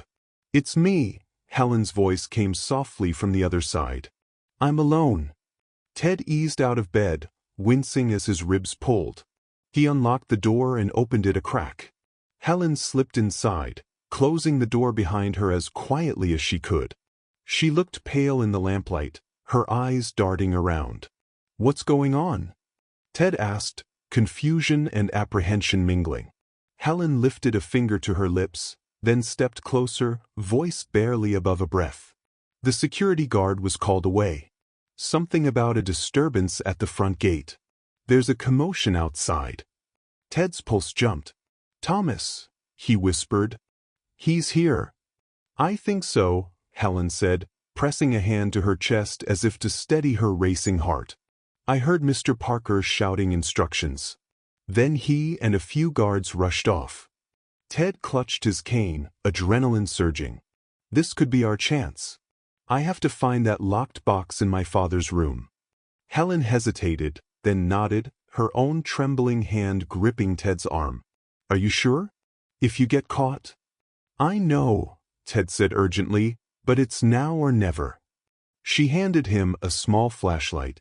"I found this in one of the storage closets. So you don't have to turn on the lights in the halls." Ted took it, swallowing a lump of gratitude. "Thank you. Stay here, lock the door behind me, and act like you don't know anything." Helen bit her lip. "Be careful." Ted cracked the door, peering into the corridor. It was dimly lit by a single wall sconce. No guard in sight. He exhaled silently, took a step out, then turned back. "Lock it," he whispered. Helen nodded and shut the door gently. Ted heard the click of the lock. Clutching his cane with one hand and the flashlight with the other, he shuffled through the corridor, each step an exercise in stealth. The house felt strangely alive with tension. Somewhere at the front gates, a confrontation was unfolding. Likely Thomas was making a scene, demanding entry. That might hold Chris's attention for a few precious minutes. He reached the base of the grand staircase, swallowing hard. In the dark, the steps seemed to loom larger, a mocking reminder of his plunge. Adrenaline pulsed, making his hands tremble. Gripping the banister, he placed the cane in front of him and began climbing. Each step sent a twinge through his bruised ribs, but he forced the pain aside, focusing on the narrow cone of flashlight that guided his path. At the top, the corridor stretched out, lined with doors. He limped toward his father's room, the door faintly visible in the gloom. He tried the handle, unlocked just as before. Slipping inside, he clicked off the flashlight, letting his eyes adjust to the faint moonlight filtering through the curtains. The bed stood untouched, the desk a dark shape near the window. He made for the desk, carefully opening the bottom drawer. The locked metal box still rested there, exactly as he'd left it. Placing the flashlight on the desk surface, he examined the box more closely. It was about the size of a hardcover book, with a small keyhole. He had no key, but maybe a paperclip or a hairpin could do the trick. He rummaged through the desk drawers, wincing at each minor noise of clattering pens or stationery. At last, he found a small letter opener and a paperclip. He straightened the clip, forming a makeshift pick. A wave of dread swept over him. Time was short. Outside, he heard nothing yet, but that didn't mean Chris wouldn't return any second. He slid the clip into the lock, fiddling with it as quietly as possible. He'd never actually picked a lock before, he'd only seen it done in videos. The metal resisted, and sweat broke out on his forehead. He tried different angles, different pressures, feeling for the tiniest click. Panic fluttered in his chest. Then, abruptly, the mechanism turned. The box popped open with a faint snick. Ted paused to catch his breath, stunned he'd managed it. Carefully, he lifted the lid. Inside lay several documents, carefully folded. He switched on the flashlight with a trembling finger, angling the beam so it wouldn't shine toward the window or door. Most of the documents appeared to be statements from various bank accounts, some overseas. Ted spotted references to a Cayman Islands branch, another in Switzerland. He recognized the Parker name on the accounts, as well as shell companies he'd never heard of. But the real bombshell was a single typed sheet with urgent notes scrawled in his father's handwriting. Chris suspected of diverting funds. Linda and Ida gather evidence. Threats made. If anything happens, see Detective Thomas Stevenson. Code word, Hawthorne. Ted's chest tightened at the mention of Thomas and that code word Hawthorne. This was the proof his father had prepared. Another line read, "Check safe deposit box number 342, Hawthorne alias." The possibilities overwhelmed him. Maybe that safe deposit box contained even more damning evidence. But for now, just this paper alone was a critical link. It showed that his parents anticipated Chris's treachery and intended to contact Detective Stevenson. He rifled through the rest of the documents. A few were more straightforward statements of large sums vanishing into accounts that didn't belong to the Parker family. Chris was skimming massive funds. Ted's father must have discovered it and tried to confront him. That confrontation might have led to their disappearance. The question still remained. Where were they now? He carefully folded the typed page and the bank statements, tucking them into his waistband under his shirt so they wouldn't be visible if someone saw him. The flashlight's circle bobbed over the inside of the box. He noticed something else, a small flash drive nestled at the bottom. He seized it, heart pounding. This could be the digital version of everything, maybe recordings or statements. Without thinking, he slipped that into his pocket, pushing it deep. He silently closed the box and slid it back into the drawer, leaving the lid locked so it wouldn't appear disturbed. Even if Chris noticed a missing flash drive or papers, hopefully Ted would have enough time to hand them over to Thomas. He gathered the letter opener and paperclip, returning them to the desk so there wouldn't be obvious signs of tampering. Then he clicked off the flashlight, exhaled a trembling breath, and listened. No sound came from the hallway. Perhaps the ruckus at the gates was still ongoing. Summoning his remaining strength, Ted gripped his cane and crept to the door. He opened it a crack, peering out into the corridor. The gloom stretched empty, moonlight spilling in from a window at the far end. Slowly, painfully, he made his way back toward the stairs. He was halfway down the corridor when the overhead lights flicked on. Ted froze, heart lurching. At the far end, Chris stepped into view. He looked disheveled, face drawn tight with anger, wearing the same suit from earlier but with the jacket askew. 2 security guards flanked him. He spotted Ted instantly. "So," Chris said, voice echoing in the corridor. "You couldn't resist playing the little detective, could you?" Ted's mind raced. If he broke into a run, he'd never outrun them with his cane and battered ribs. If he tried to hide, they'd catch him in seconds. He swallowed, stepping back warily. I heard a noise up here," he lied, hating how shaky his voice sounded. Chris laughed, a cold, hollow sound. "Save it. I had a feeling you'd use the distraction at the gates to snoop around." He motioned to the guards, who began closing in. "Give me whatever you took." Ted's pulse thundered in his ears. "I didn't take anything." "Don't insult me," Chris snapped. "You tried to pick the lock in your father's desk, didn't you? It's been tampered with." Ted's grip tightened on the cane, adrenaline surging. He felt the folded documents under his shirt, felt the small flash drive in his pocket. "Stay away," he warned, though his words carried little power against 2 armed guards. Chris took a step forward, eyes flicking down to Ted's waist. "You have something that belongs to me." "Belongs to the family," Ted corrected, voice trembling with anger. "You're stealing from us." Chris's composure slipped for a moment, revealing raw hatred. "You don't know what you're talking about. Hand it over." The guards moved in. Ted let out a burst of desperate energy, pivoting on his cane and lunging for the stairs. 1 guard lunged, grabbing for his arm. Ted wrenched free, but the motion sent pain lancing through his side. He lost his balance, almost toppling. The 2nd guard seized him by the shoulders. Ted yelped as agony speared his ribs.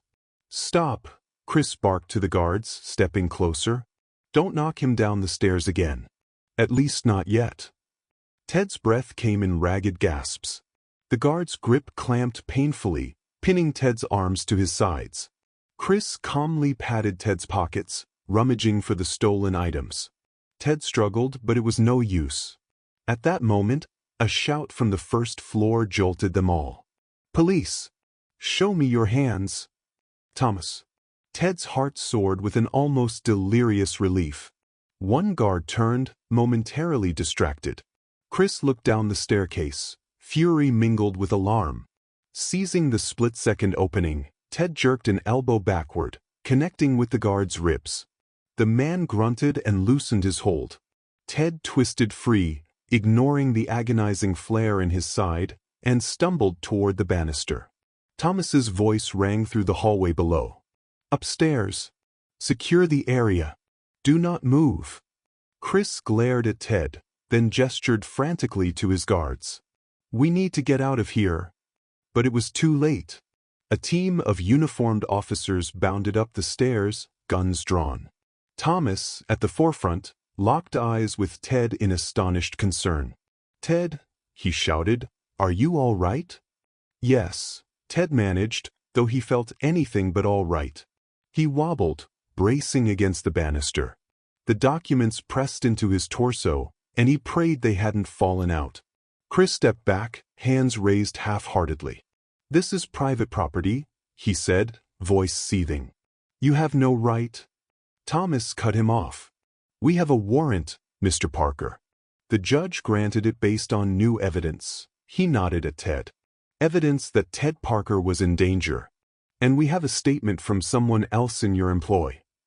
Ted realized with a flash of gratitude that maybe Helen had given a formal statement, or Harriet from the hospital had helped. Regardless, Thomas had found a way in. The officers fanned out, commanding the guards to kneel. Chris tried to maintain his composure, but the flicker of panic in his eyes betrayed him. "You'll regret this," Chris hissed at Thomas, but he slowly complied, raising his hands properly for the officers to take hold of him. One guard tried to bolt, but an officer tackled him to the carpet, pinning him with practiced efficiency. The other guard sank to his knees, cursing under his breath. Meanwhile, Thomas rushed to Ted's side, concern etched on his face. "Are you hurt?" he asked, noticing the awkward way Ted clutched his ribs. "I'm okay," Ted said, panting. "But I have something. Evidence." With shaking hands, he pulled out the folded documents from under his shirt. He also reached into his pocket for the flash drive, pressing both into Thomas's palm. "My father's notes, bank records. There's more in a safe deposit box under the name Hawthorne." Thomas's eyes lit with vindication. "That's what I needed. Let me get you downstairs first, then we'll make sure these are safely handled." Behind them, two officers were already cuffing Chris. His eyes burned with rage, fixed on Ted. "That doesn't belong to you," Chris spat, struggling in the officer's grip. Thomas turned a cold gaze on him. "It doesn't belong to you either." Then he motioned for the officers to escort Chris and his guards downstairs. Ted allowed Thomas to help him descend the stairs slowly. His entire body trembled from the surge of adrenaline and leftover pain. At the foot of the staircase, Helen stood with wide eyes, flanked by a female police officer. When she saw Ted, her expression crumpled with relief. "I'm so sorry," she whispered as he reached the bottom step, tears in her eyes. "I had to call Detective Stevenson when I realized Chris planned to keep you locked down." Ted took her hand briefly. "Don't apologize. You probably saved my life." She drew a shuddering breath. Thomas guided Ted into the living room, where more officers were milling about, rummaging through drawers and looking behind furniture. It was clear the place was being searched, likely for more evidence or any sign of Ted's parents. Ted's stomach twisted. What if Chris had them hidden here on the property? "Thomas," Ted said urgently, sinking onto a sofa. "I'm afraid my parents might be kept somewhere nearby, or worse." Thomas nodded, his expression grim. "We'll check every inch of this estate. I promise. We also have new leads about Mary Caldwell's whereabouts. She came forward last night, or rather, we found her. She'd been terrified, threatened into hiding. Once we guaranteed her protection, she told us everything." Relief surged through Ted. "So Mary's safe?" "Yes," Thomas confirmed. "And she gave a sworn statement that she saw bruises on your arms, overheard Chris threatening your parents. That, combined with Harriet's concerns at the hospital and your own statement, helped us get the warrant." Before Ted could reply, an officer approached with a walkie-talkie squawking. "Detective, we searched the ground floor, basement, and some of the outbuildings. No sign of the missing parents." Thomas's jaw tightened. "Keep looking. There are multiple rooms on the second floor, plus an attic, possibly a wine cellar or subbasement. Make sure you cover everything. If they're not here, they may be in one of Chris's other properties." As the officer moved off, Ted ran a trembling hand through his hair. Exhaustion and relief warred within him. He studied the battered documents in Thomas's hands, evidence that Chris had systematically funneled money out of the family accounts, and a note from Ted's father revealing they'd suspected Chris's scheme. That meant at least part of their disappearance was linked to these stolen funds. but it didn't explain exactly where they were. Helen knelt beside Ted, checking his pulse with a concerned frown. "Your heart's racing," she said softly. "You've pushed yourself too far. You should really sit still." He forced a small grin. "It's almost over," he whispered, though a pang of uncertainty gnawed at him. Would it truly be over if his parents remained missing? Thomas crouched in front of him, lowering his voice. "We'll do everything we can to find them. Once we examine that flash drive and cross-check bank statements, we'll track Chris's financial footprints. That might lead us to your parents if he's keeping them somewhere off-site. Or we'll discover he forced them to flee." "And if he killed them?" Ted asked, tears burning at the corners of his eyes. Thomas's face softened. "Let's not jump to that conclusion yet. We have reason to believe they're alive. That's part of why Chris was so desperate to keep everything hidden. If they turned up dead, he'd face a murder charge and never see a dime of the estate. It's more likely he coerced them into hiding or captivity." Ted nodded, swallowing hard. It was a grim comfort, but it was better than the alternative. He sank back against the sofa, letting his mind drift to the memory of simpler times, family dinners, laughter echoing in these same halls. He wanted that back more than anything. Officers bustled around, photographing everything, rummaging through desk drawers, collecting computers, receipts, anything that looked suspicious. Over by the windows, Chris stood in handcuffs, flanked by 2 officers. He stared at Ted with undisguised loathing. Ted had never seen that much malice on anyone's face, let alone a relative's. Mark Garrison, the lawyer, was nowhere to be seen. Perhaps he'd fled or been apprehended in another room. An hour slid by as the police combed the estate. Thomas relayed updates to Ted whenever he could, but there was no immediate sign of Ted's parents. Chris was taken away, cursing under his breath. Ted watched from the sofa as they escorted his uncle through the foyer and out the front doors. Their eyes met for a final moment, Chris's expression a storm of resentment. Ted felt an odd pang of sadness amid his relief. This man had once been part of family gatherings. Now he was led away in disgrace, leaving a web of chaos behind him. Soon after, paramedics arrived. Thomas insisted they check Ted, who submitted to their examination even though he kept insisting he was mostly fine. The paramedics noted his bruised ribs, the fresh sprain from the scuffle on the stairs, and recommended a follow-up at the hospital. Ted refused to leave the estate, not yet. He couldn't bear to depart without knowing if his parents might be found here. The next few days passed in a blur of thorough searches, legal proceedings, and an endless barrage of questions for Ted. The police asked him to walk them through the night of his fall in excruciating detail. They pored over the newly discovered documents, the flash drive, the testimonies from Mary Caldwell, Harriet, and others. Meanwhile, the estate's locks were changed, staff were questioned, and the labyrinth of Chris's finances slowly came to light. Thomas barely left the premises, coordinating the investigation like a man possessed. He brought in experts to decrypt the files on the flash drive. There were recordings of Chris's voice, emails he'd sent to offshore banks, and partial transcripts referencing Ted's parents. One line read, "They'll stay put until the transaction is complete." The question remained, where was put? On the 3rd day, just when despair threatened to overwhelm him, Ted sat in the living room with a detective's laptop open on the coffee table. He was sifting through older family photos, searching for any clue that might overlap with the cryptic references in the stolen files. In one of them, he saw his father standing outside a rustic cabin near a wooded area. The date stamp read about 6 months prior. "I've never seen that place," Ted murmured, zooming in. "Where is this?" Thomas leaned over, scanning the background. Could be one of the Parkers' vacation properties. Chris's financial logs show monthly utility payments for a place about 2 hours from here, near a small lake. That might be it. Ted's heart thudded. Could they be there? "It's possible," Thomas said. "We've been focusing on your father's known addresses, but we might have overlooked something if Chris purchased property under a shell company. Let me make a few calls. Ted listened as Thomas dialed from his phone, coordinating with local law enforcement in that region.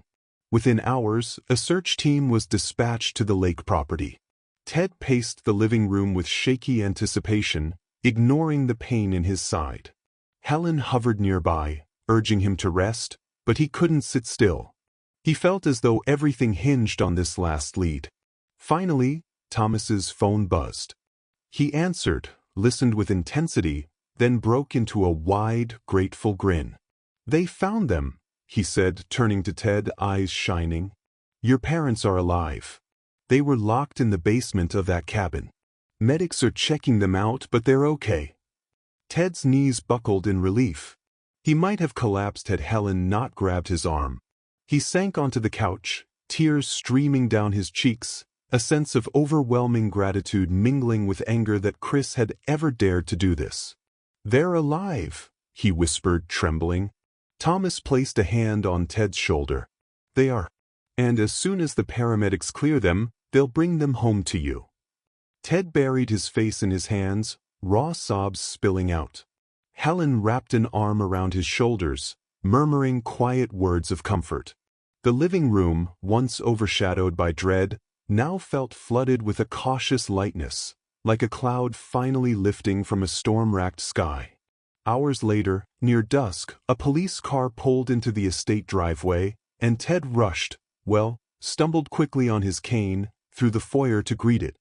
His parents emerged, looking pale and drawn, but their faces lit up with indescribable relief when they saw him. He practically fell into their arms, hugging them as hard as his battered ribs allowed, tears smearing across all their cheeks. His father gripped Ted's head in trembling hands, scanning the bruises. "My boy," he rasped. "He told us you'd had a terrible accident. We had no idea." Ted's mother clutched him, voice breaking. "We were so worried we'd never see you again." They all clung to each other in a moment of pure, unguarded reunion. Police officers hovered nearby, giving them space. Thomas stood off to one side, arms crossed over his chest, a small, satisfied smile on his face. For the first time in weeks, Ted felt something akin to safety bloom in his heart. Once the immediate emotions settled, his parents were ushered inside to rest. Paramedics gave them quick once-overs, bandaging bruises and checking for malnutrition or dehydration.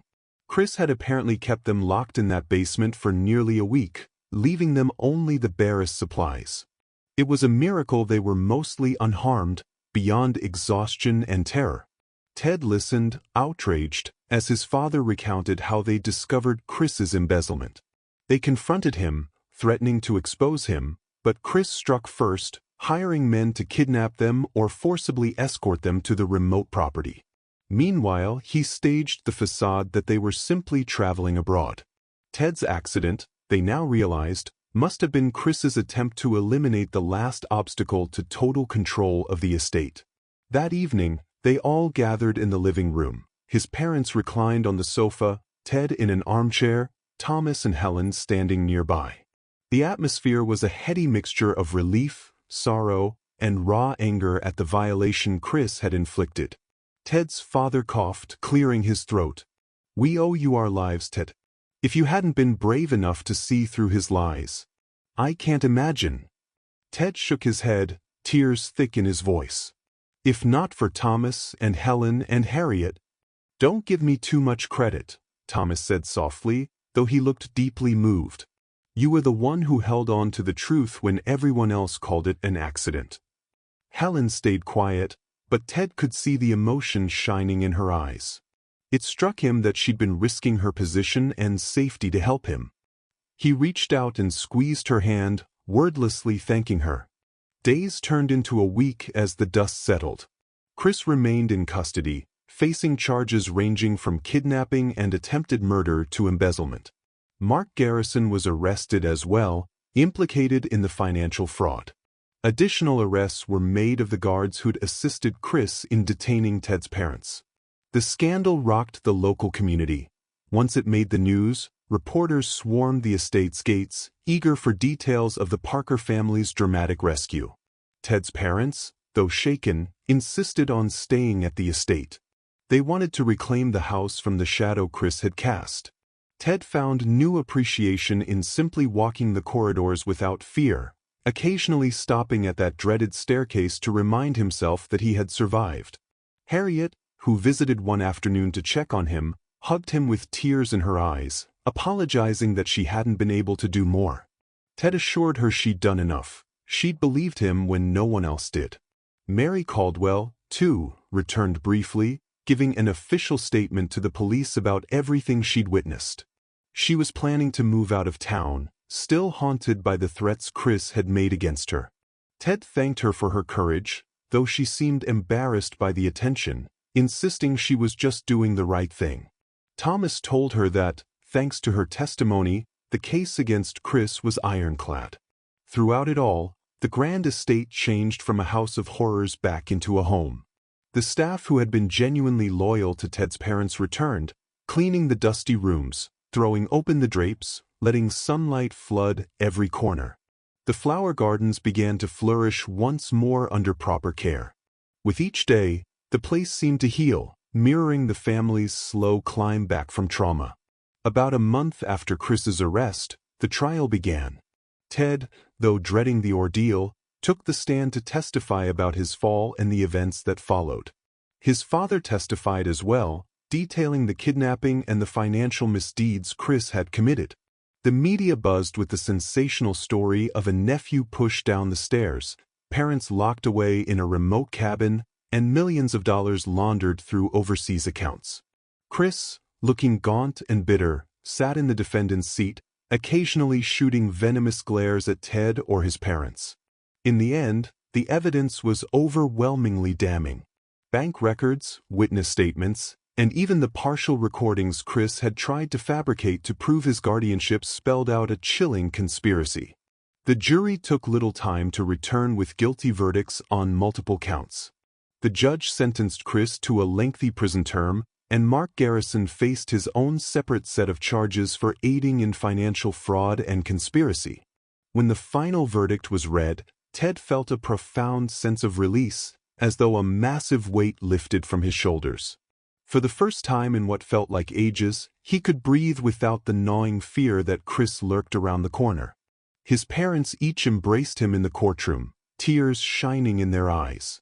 The next day, Detective Thomas Stevenson visited the estate to wrap up loose ends. He arrived mid-morning, this time passing through the gates freely. Ted greeted him in the foyer, a grin on his face. "You look tired, Detective," Ted said, noticing the circles under Thomas's eyes. Thomas chuckled. "Comes with the job. But this case was worth the long hours." Ted's father joined them, shaking Thomas's hand warmly. "We can never repay you," he said. "But anything you need, recommendations, references, a donation to the precinct, let us know." Thomas shrugged, not ungratefully. "I appreciate it, Mr. Parker. The best reward for me is seeing your family safe." Ted's mother appeared, offering Thomas a small wrapped gift. "It's not much," she said, "but we wanted you to have something to remember us by in a more positive sense." Thomas accepted it with a sincere smile. "Thank you." They sat together for a while in the newly brightened living room, reminiscing about the swirling madness of the past few weeks. Ted found he could talk about the fear and betrayal more easily now, with Chris behind bars. Occasionally, a pang of sadness surfaced. No one took pleasure in seeing a family member self-destruct to this degree. But the relief of justice being served overshadowed all else. Eventually, Thomas rose to go, stepping outside with Ted to walk the same garden path where Ted had once confided in Helen. The sun shone warmly, daisies and late-blooming roses dancing in a gentle breeze. Thomas paused by the fountain, turning to Ted. "You know," Thomas said, "you showed a lot of courage. Many people in your position might have doubted themselves after a trauma like that." Ted looked at the water rippling in the fountain's basin.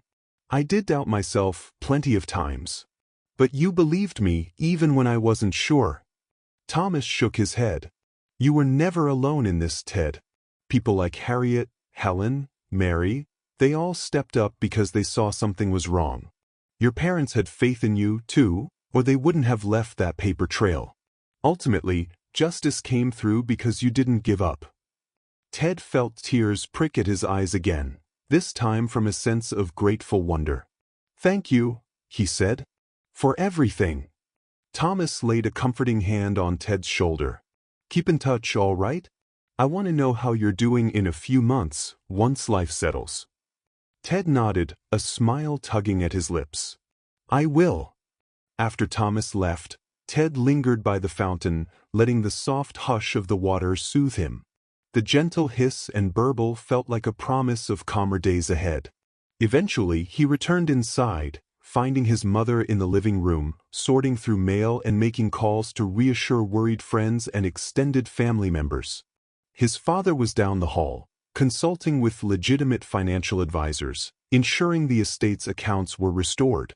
Ted passed that dreaded staircase on his way to the kitchen, pausing at the foot. He ran a hand along the banister, remembering the night he'd felt Chris's hands shove him forward. The memory still sent a shiver through him, but this time, he looked up the steps without flinching. It was over. He had survived, and Chris was locked away where he couldn't hurt anyone again. That evening, with the hush of twilight settling across the estate, Ted and his parents gathered for a simple dinner in the dining room, a room that had once hosted lavish parties. They lit candles, turned off the overhead lights, and sat together around the table. The meal wasn't fancy, just takeout from a local place. But the conversation was warm, brimming with relieved laughter and occasional tears. Ted's mother reached across the table often to lay her hand on his, as though she still couldn't believe he was there. His father offered a toast with a glass of sparkling cider. "To healing," he said, voice husky. "And to family." They raised their glasses, the candlelight reflecting in their eyes.